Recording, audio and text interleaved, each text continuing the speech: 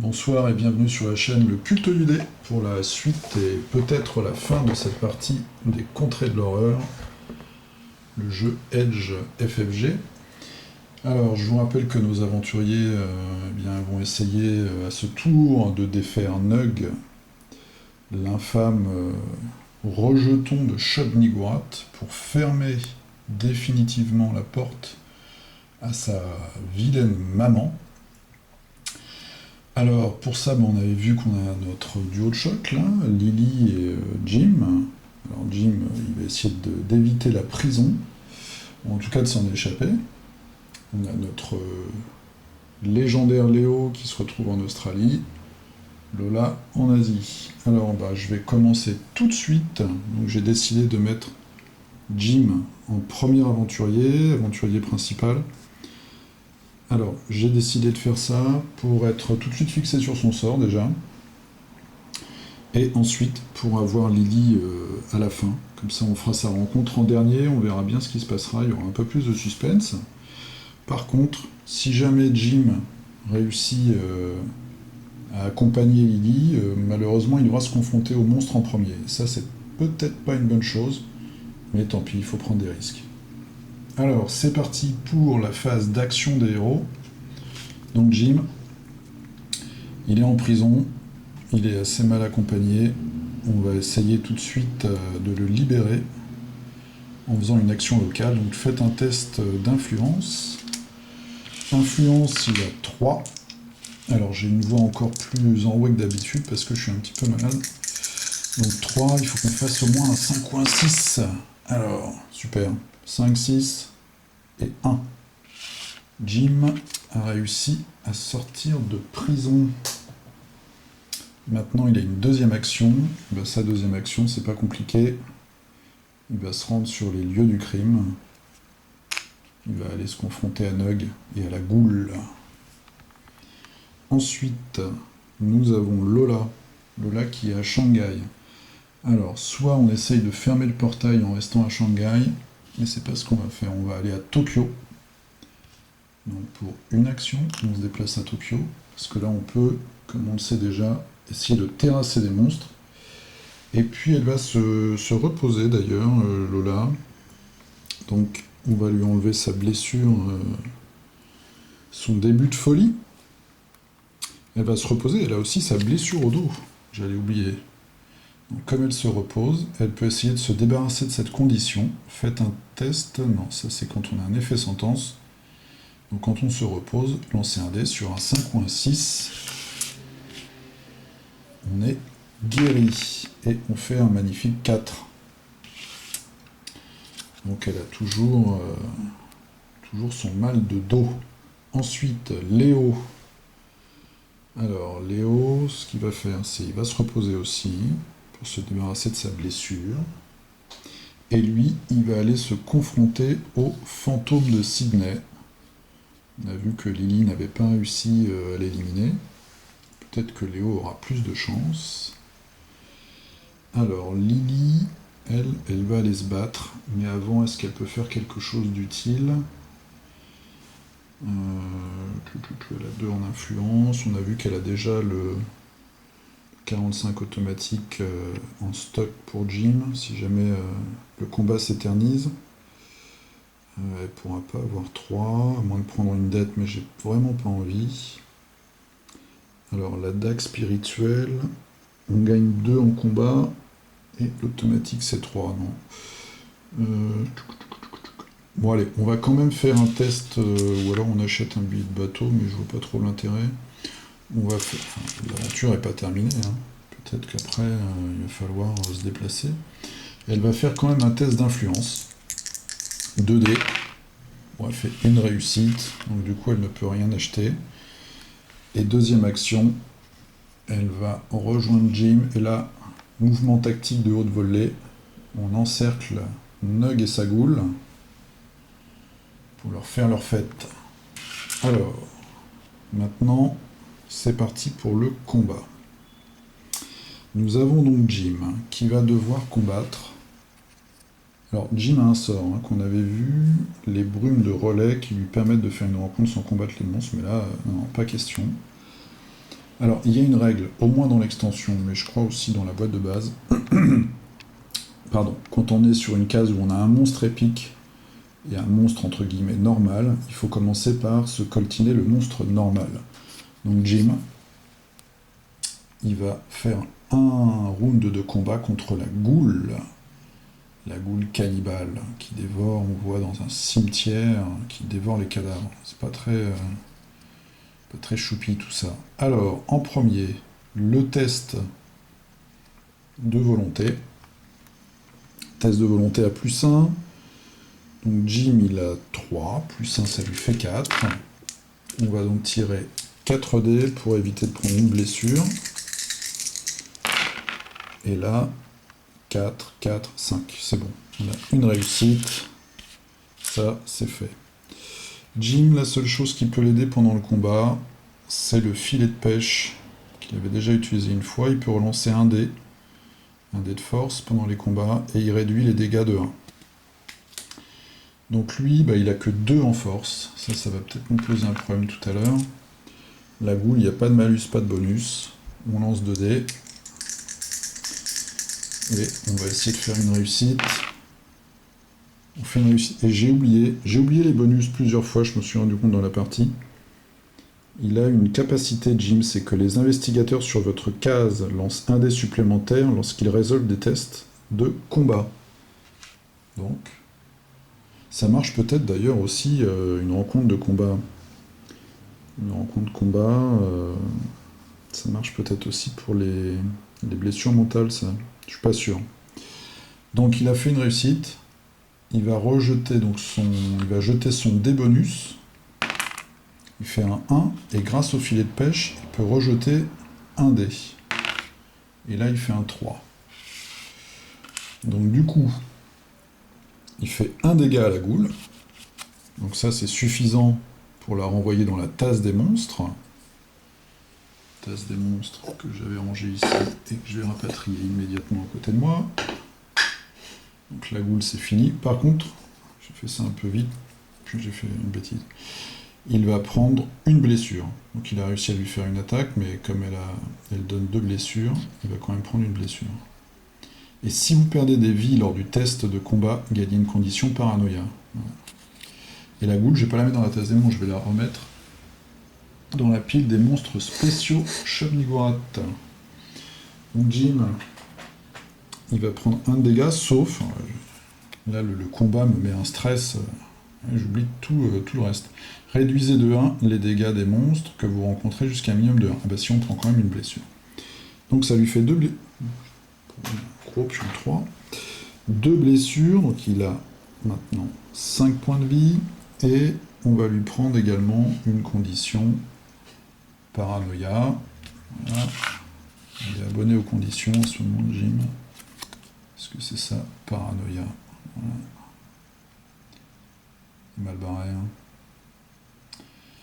Alors, quand vous vous reposez, lancez un dé sur un 5 ou un 6, on peut défausser. Sinon, effet sentence, il faudra tester la volonté. Juste une petite chose, quand on est sur une case avec un monstre, on ne peut pas acheter d'objets. On ne peut pas se reposer. Par contre, on peut s'échanger des objets. Je crois qu'on peut préparer un voyage, mais ça, si jamais le cas se présente, j'irai vérifier la règle. Maintenant, Jim, c'est là que ça se corse. Il va falloir qu'il affronte Nug. Donc Nug, déjà, première chose, le test d'horreur, malus de 1, et on peut avoir 2 points de santé mentale en moins. Donc il a 3, ça va pas changer par rapport à tout à l'heure. Je pense pas que son bonus, c'est rencontre combat, remarquez. Hein. Et puis on a vu aussi que quand il joue de la musique, c'est son autre action, il donne un point de santé mentale. Allez, je vais lui donner un dé en plus. Donc ça lui fait 4. Le malus de Nug, ça lui fait 3. Il faut faire 2 réussites pour éviter la folie. Et là, pas de bol, 0 réussite. Donc on prend 2 points de dégâts de santé mentale. Ça se remplit tout d'un coup là, hein. Donc il lui en reste 3. Maintenant, le test de combat proprement dit. Alors là, ça fait mal, hein, parce qu'il fait 4 blessures, donc ça veut dire qu'on a déjà 2. Il pourrait nous rester seulement un point de vie. Alors, on a 2 en combat. Plus notre dé bonus, ça nous fait 3. Et on peut relancer un dé grâce au filet de pêche. Mais on a un malus de 2. Donc, on tire un dé. On a de la chance, c'est une réussite. On fait une réussite. Donc, on prend quand même 3 blessures.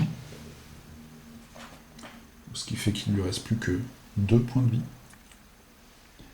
On prend 3 blessures. Par contre, on fait une blessure à Nug. Alors Nug, il a...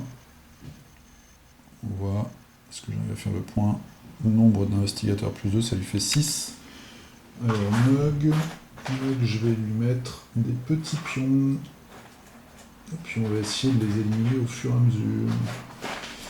Alors, ça lui fait 6, j'en ai 5. 5 et 1, 6. Voilà, ça, c'est les points de vie de Nug. Qu'on voit. 6.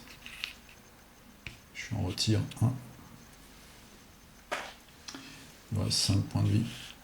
Je vous rappelle que si on réussit à tuer Nug à ce tour-ci, et qu'on qu'on survit à la phase de mythe à la fin du tour, on a gagné la partie. Sauf si bien sûr la piste du destin arrive à 0, et que là, Shub-Niggurath se réveille, et là on verra ce qui se passera. Donc ça, c'était le tour de Jim. Alors bravo Jim, il a quand même réussi à éliminer la boule, et à faire un point de dégâts à Nug. Maintenant, Lola. Alors Lola, elle va faire une rencontre Tokyo, pour essayer d'éliminer un monstre. Ça en fera un de moins, ce que j'ai compté, il y en avait 9, et je vous rappelle qu'à 10, effet sentence, pouvoir de Shub-Niggurath, on se prend 2 points de la piste du destin dans la vue. Alors, le capitaine Isogetaro, de la marine impériale japonaise, s'intéresse beaucoup à vos investigations. Vous lui décrivez les menaces qui mettent le monde en péril. Faire un test d'influence à -1. Alors, notre chère Lola, elle a 4. Et j'oublie très souvent, j'ai remarqué aussi, son bonus. Une fois par tour, un investigateur sur votre case peut lancer un dé supplémentaire. Donc ça va lui faire 4 plus 1, 5. 5 dés. C'est parti, il faut qu'on fasse une réussite. Et ben heureusement qu'on a notre bonus, parce qu'on fait un double 2, un double 3 et un 6. Donc on a une réussite. Une réussite. Si vous réussissez, vous le persuadez de vous aider.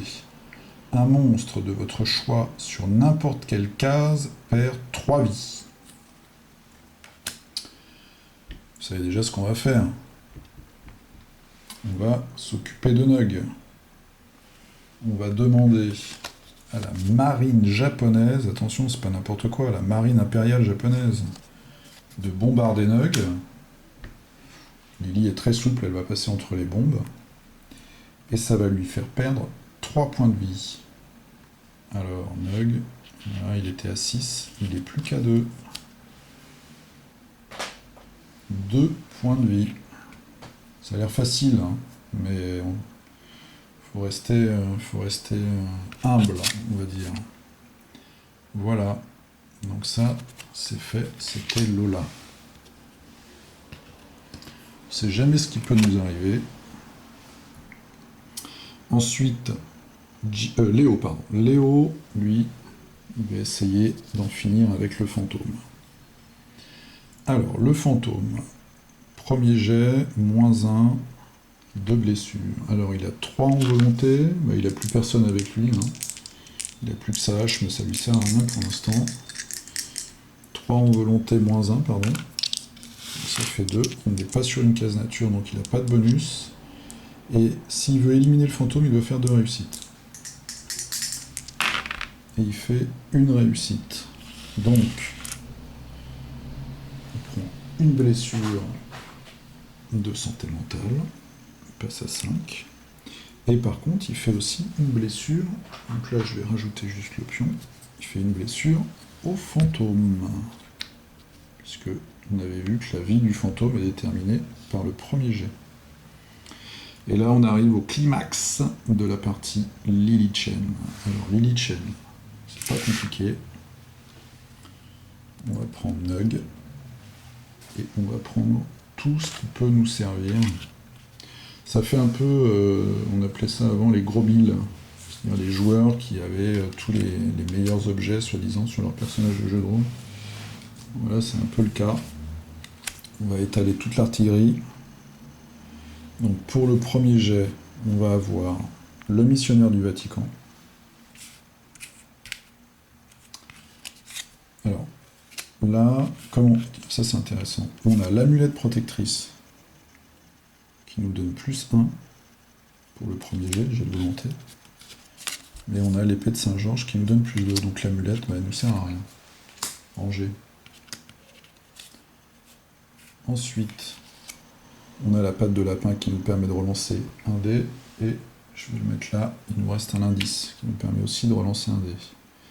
Donc déjà, pour le premier jet de dé, avec un malus de -1,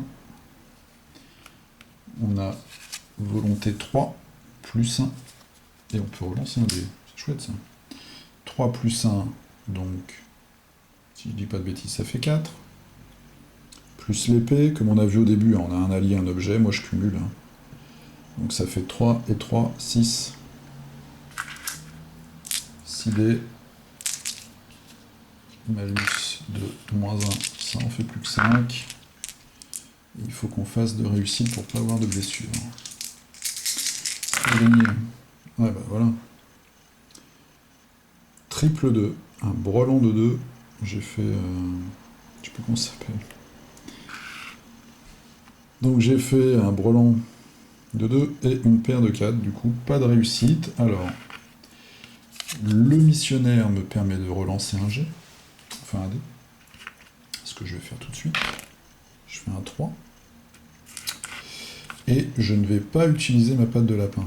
C'est-à-dire que je vais me prendre 2 blessures de santé mentale.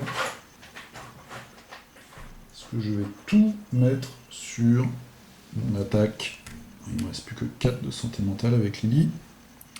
Tout mettre sur l'attaque, sur le combat.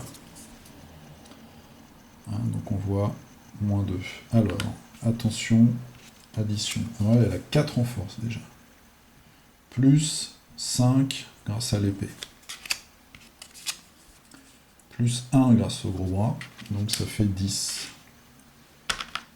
Je vais tirer les dés 5 par 5. Il lui reste 2 points de vie à notre Nug. 5 premiers dés. Une réussite. 4, 2 et 6, on a 2 réussites. Donc ça, déjà, on l'a éliminé. Et j'en retire 5 autres. C'est pour savoir si on se prend des blessures. Et là, bah dis donc, je fais aucune réussite. Donc du coup, j'utilise ma patte de lapin. Pour relancer un dé. C'est loupé. Je vais dépenser mon indice. Pour relancer encore une fois un dé. Et c'est encore loupé, je fais un 2. Ouais, vraiment, j'ai fait que 2 réussites au final. 2 réussites. Donc, alors la bonne nouvelle, déjà je vais ranger tout ça. La bonne nouvelle, c'est que Nug, il a perdu toute sa vie. Et il va retourner dans les limbes avec sa maman Chobnigorat. On va le mettre sur la carte du mystère. Hop, voilà, toi t'es là. On se prend quand même 3 blessures. Donc attention, parce que derrière on a la phase mythe, hein, qui peut des fois blesser tous les héros d'un coup. Donc il nous reste 3 points de vie. L'épée de Saint-Jérôme. Si vous terrassez un monstre lors d'une rencontre combat, récupérez un point de santé mentale. Donc on récupère un point de santé mentale.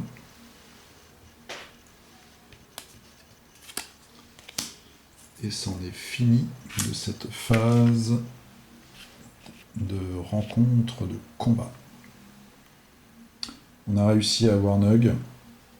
Maintenant, il n'y a plus qu'une chose qui peut nous arrêter. sur le chemin de la victoire. C'est la carte mythe. Alors, on a déjà eu pas mal de tentacules.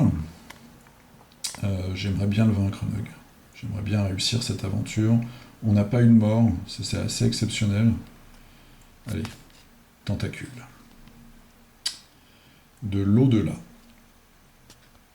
Moi, ce que je crains le plus, c'est qu'en fait, les divers effets qu'on va avoir vont nous faire...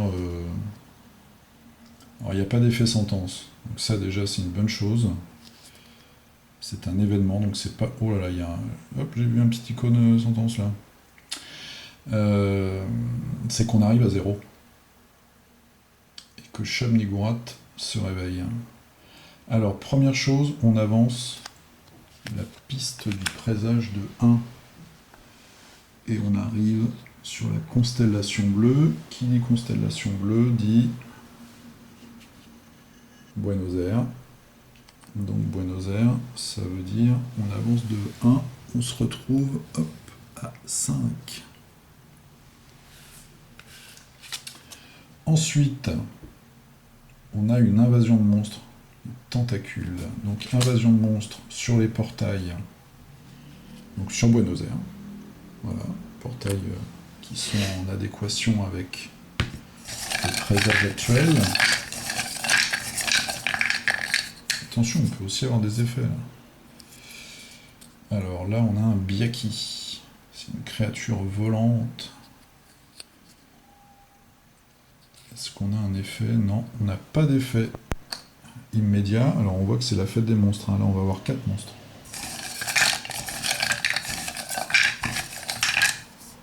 Deuxième monstre. Un Migo. Ah bah c'est sympa ça. On a beaucoup entendu parler au début. Voilà. Un insecte avec des ailes qui est justement en train de mettre un cerveau, sûrement humain, dans un tube. Alors lui, il a un effet sentence, mais c'est pareil, il se passe rien quand il arrive. Donc là, on voit, c'est la fête. Ensuite, les indices. 2 indices. Hop, passe des indices. 2 indices. L'Antarctique, un indice, et 16. 16. Où est-ce que c'est 16? Ah bah c'est là.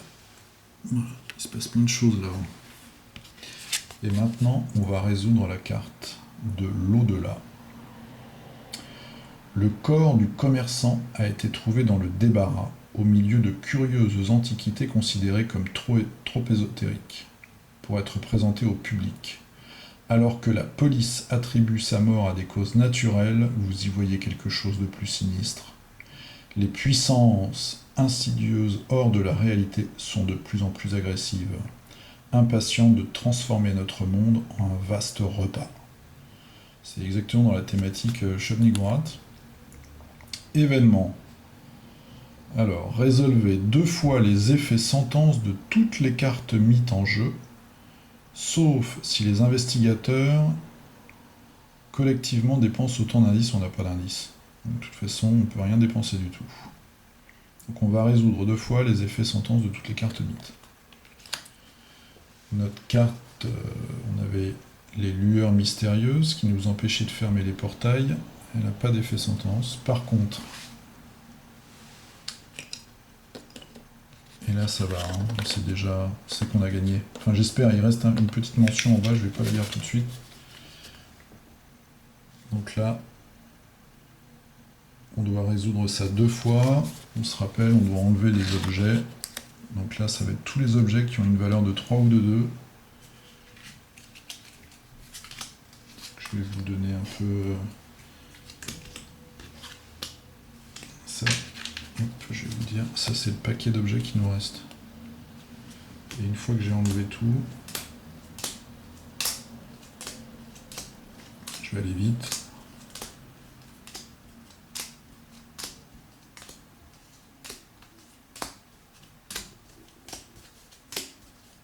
Voilà. Et j'enlève tous les objets de la réserve, puisque ils ont une valeur de 2 ou de 3. J'enlève tout ça. Je mets les objets dans la réserve, je complète. Vous voyez, il n'y a plus des objets à 1. Il me reste ça. Et il en reste 3. Donc on a eu de la chance de ne pas avoir ça au début du jeu. Hein. Bon, après on aurait essayé d'arrêter ce mystère en priorité, enfin cette rumeur, mais ça aurait pu être assez mortel. Là. S'il n'y a pas de carte mythe avec un effet sentence, avancez le destin de 1. Ce n'est pas le cas. Mesdames et messieurs, nos aventuriers Jim Culver, Lola Hayes, Leo Anderson et Lily Chen ont réussi à vaincre Shub-Niggurath. La mère des 1000 chevreaux n'a pas réussi à se frayer un chemin jusqu'à la Terre et ne dévorera pas l'humanité cette semaine. Et voilà, donc la partie est terminée, on a gagné. C'était... alors moi je dois avouer que je m'y attendais pas du tout. Je pensais que j'allais me prendre une belle raclée. On n'a pas de mort. Lola, elle a réussi à gagner plein de compétences. Bon, Jim, alors lui, voilà, il aurait dû fuir en fait, hein, après. Léo n'a pas eu son effet sombre pacte.